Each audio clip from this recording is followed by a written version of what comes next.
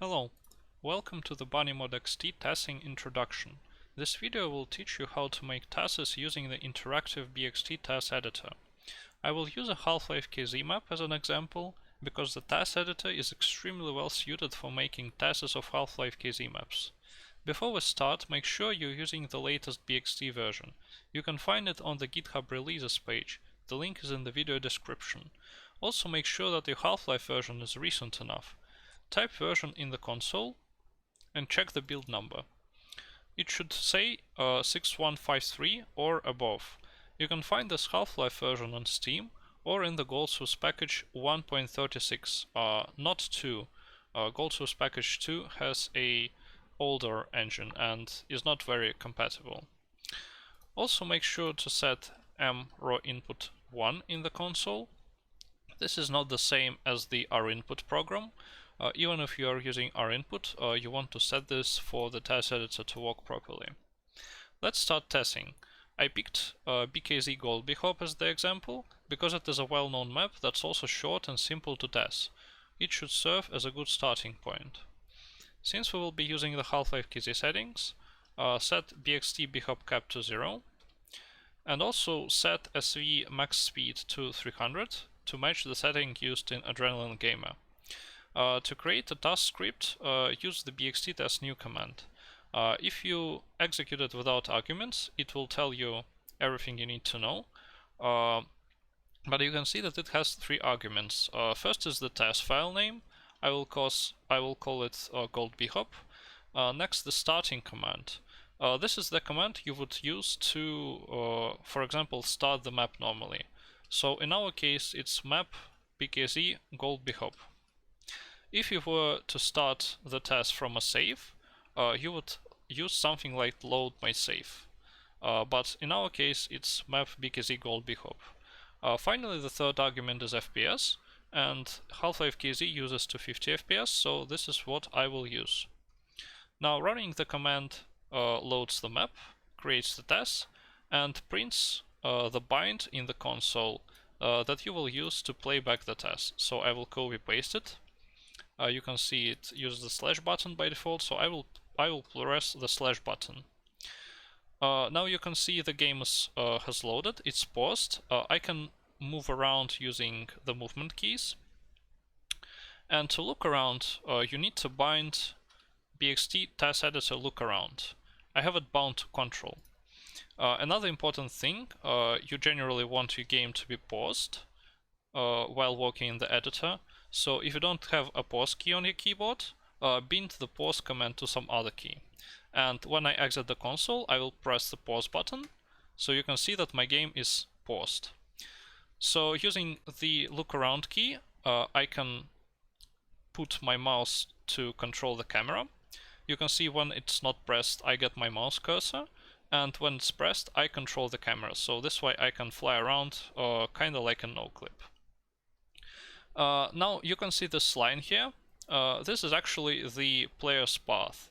So right now the player is facing into the wall, so he starts walking towards the wall and bumps into it and stops. Now you can control this point using the mouse. So using the right mouse button, you can rotate the path, like so. And using the left mouse button, you can extend or shrink it. So you can make it longer or shorter. And this is the path that the player will take. So right now you can see that the player starts in midair, then falls down to the ground, accelerates on ground for a bit, and then jumps when it becomes faster to accelerate in the air due to ground friction. You can see that the path is green, but if you bump into a wall, the path actually becomes red.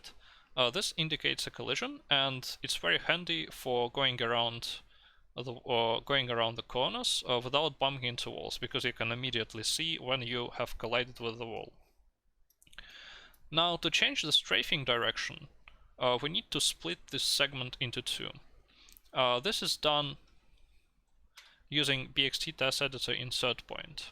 I have it bound to the insert key. Now, point the mouse to where we want to split the TAS, press it, and you can see now we have 2 points and 2 segments. And we can control each segment individually. So if I move this point, it controls only this second part of the segment, and if I move this point, it changes only this first part of the segment. And you can split the path as many times as you like, and control each of the segments individually. And this is generally how the TAS is made. And by the way, the blue line indicates the angle. So for example, this is useful. For example, this segment is too short, so the player can't turn all the way to the target angle, but you can still see where the target angle points. And you can delete extra segments using BXT TAS editor delete point. So if I select some point with the mouse, press delete, it gets deleted. So now we can extend this point a little bit, turn this point, extend it a little bit as well, move it forward. You can see we got a jump here. And now let's press the button. To press the button, we will use two points to make a one frame long plus use. So let's insert 2 points like this. So this one is really short. And before we enable plus use, let's turn on the BXT HUD TAS editor status. Now this is this TAS editor status HUD. It shows information about the currently selected point. So for example, you can see that all of those points and segments have speed increasing strafing, which means the player is going as fast as possible. You can see all of them have enabled lgagst, which means jump as soon as it's faster to accelerate in the air. All of them has autojump. All of them have duck before collision, but the yaw changes. So the yaw is actually the target angle. You can see as I'm rotating this segment, the yaw changes, and this is exactly the target angle. Now to press use, I can use this BXT TAS editor toggle command. It can toggle a wide variety of different things, including use. So I have a few binds for this toggle command. U is bound to BXT TAS editor toggle use. And yeah, you can see that even if you're in the console, the mouse affects the TAS. So I will point at this short segment. I will press U. You can see on the enabled actions here, use shows up. I can press it again to disable it, but in our case, I want to press U here. Let's fix our TAS because I broke it a little. Okay. So among other useful things that BXT TAS editor toggle can do is it can change the strafing type, it can change autojump, ducktap, and pretty much everything else that you might want. So, for example, I have T bound to ducktap, so I can change this frame bulk to ducktap. You can see it says ducktap now, and you can see the player does this thing, which is a ducktap. And I can go back to autojump, and you can see the player now jumps. It's very useful to have those bound to your keys, so you don't have to go into the console every time, and this way you can work on the TAS really quickly. So now that we pressed the use button, let's see if we pressed the actual start button. So to play back a TAS up to a certain point, you can use BXT TAS editor set run point and save. I have it bound to enter. So if I select this point and press enter, the TAS is now saved, and if I try to play it back by hitting slash,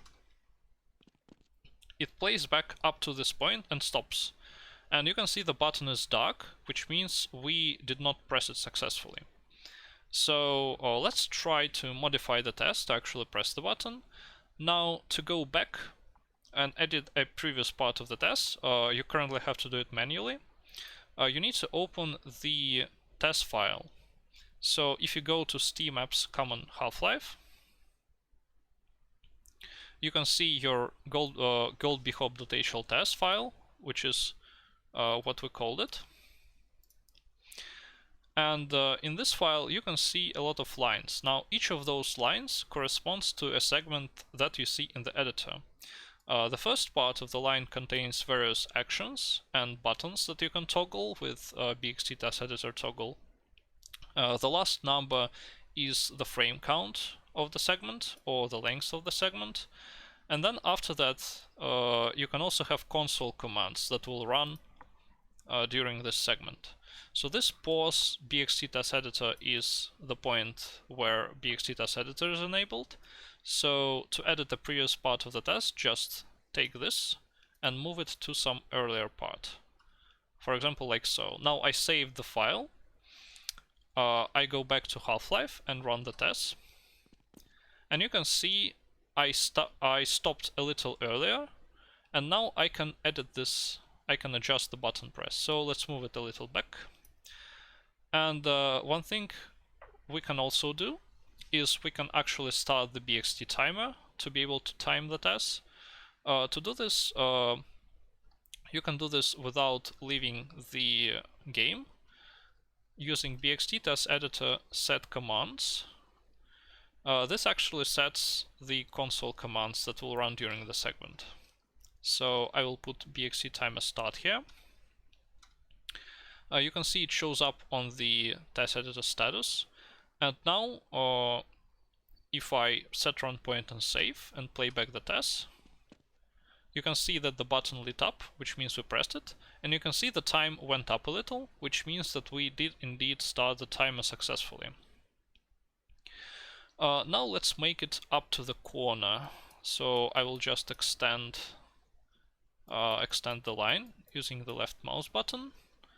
You can see it goes down, but I can just rotate it a little bit, extend the line. Don't want to collide with the corner. You can see the red collision indicator is very handy. Now to go around the corner, we once again want to split the task using insert point. I will rotate this second point, extend it a little, and I will move this split point back as far back as possible, but so I don't bump into the corner. Once again, you can see the red collision indicator is very handy. Now, important note is the task editor prediction isn't perfect. So sometimes when you play back the task, the actual result will be a little different. So it's a good idea to frequently run the test. So let's run the test up to that point. You can see in this case we got lucky and nothing changed, but sometimes there are tiny changes. So the part that we can't see, so the part that just played back, it cannot change, so it will never break. But the edited part, this predicted path, it can change during playback. So it's a good idea to, well, the way I usually work is I create a few segments, like maybe 4, like 3 to 4, and then run them, play them back one by one, starting from the earliest one. And if there are any issues, I just fix them. So let's do just that for the next few corners. Now, one useful thing is using the +duck key, you can actually fly slower. So you can see this is my normal flying speed. If I press +duck, I fly slower. And if you bind +alt1, then you can use that to fly faster. So this is my normal speed. If I press Alt, I fly faster. And the same applies to dragging. So this is my normal dragging. If I press +duck, I will drag slowly, which allows you to adjust the angle precisely, for example. This works for the angle as well. And if you press Alt, you will drag really quickly, which allows you to go to traverse large rooms very easily. So let's go up to the next corner. Once again, to turn insert point, to split, turn around, move this back.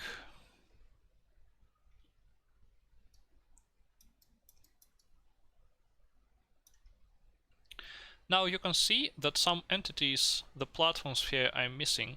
And this is actually because the player is currently standing all the way over there, where the path starts. And those entities cannot be seen by the player, so the game doesn't render them for performance.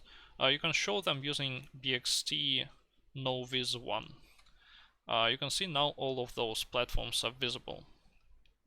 And I can actually circle around a bit to make that jump, like so.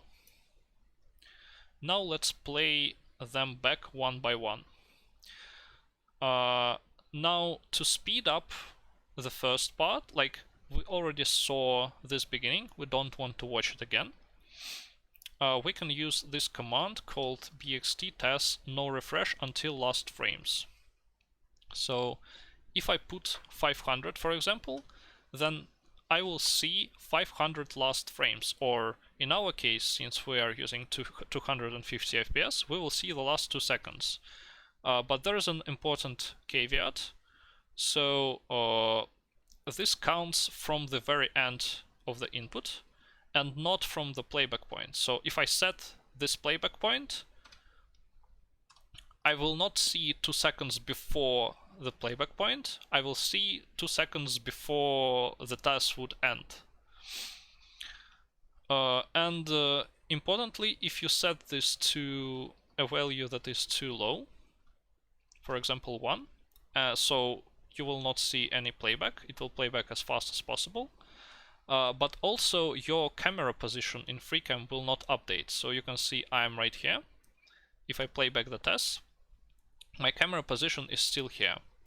And if you wanted to go to where the player is, you can either fly there manually, or you can disable and enable FreeCam, like so. You can see now my camera is where the player is. And now another thing. Let's play back to the next point. Let's bring no refresh back to 500. You probably want to see this last part of the task in slow motion to be able to see what happens. Now there's this bxt task playback speed just for this purpose. If you set it to 0.5, for example, it will be 50% slower.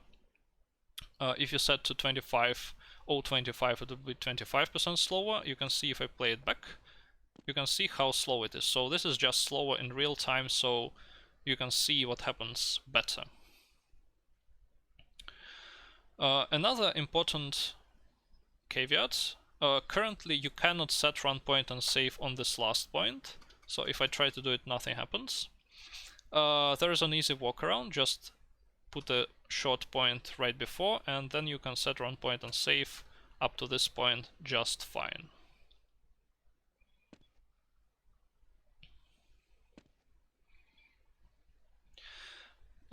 And this is pretty much how you make the test. You just carry on. You construct the path all the way until the end, running it every now and then. And now I will mention a few more important things. First of all, demo recording. So if you made the test, you want to record a demo of it. And the way you can do this is by opening the hltest file and add a command to this first frame, bxt record, and then demo name. I will just call it gold bhop, so it will record a gold bhop demo. Now this bxt test editor command, it already includes the stop command for stopping the demo, so you don't have to do it manually. Now once I do this, I save the script once again. I play back the test,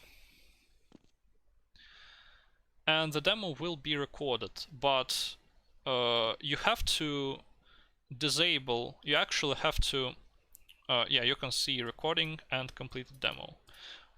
If you want the demo to play back properly, you actually have to disable no refresh by setting it to 0, so you have to watch the whole thing for the demo to record properly.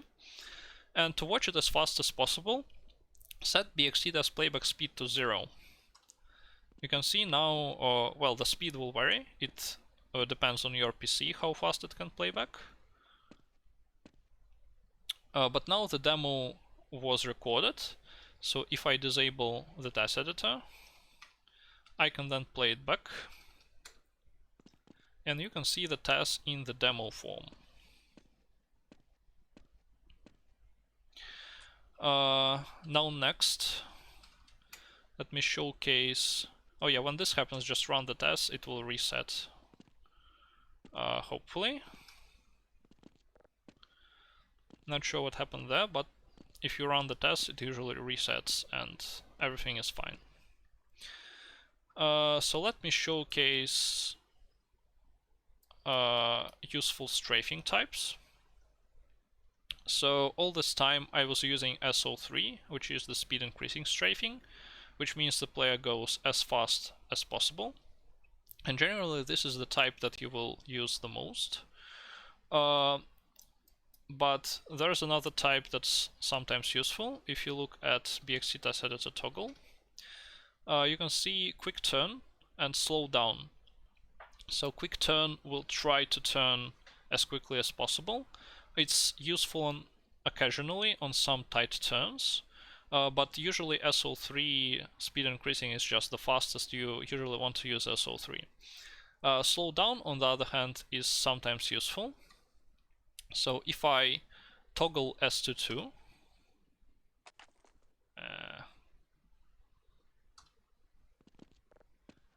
I had the wrong bind there.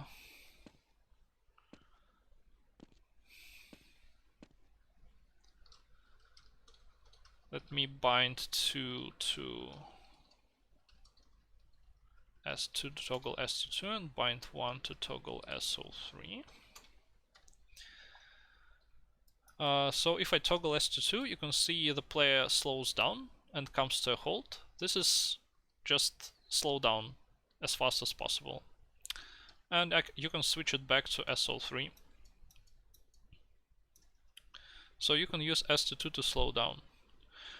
Now, another thing I wanted to show is how to turn the camera away for a single frame, for example, to press the button efficiently. So let me go to the script, go back to the script, move the task editor area to the beginning so I can edit the button press. Run the test. Now let me delete all of those points so it's more convenient.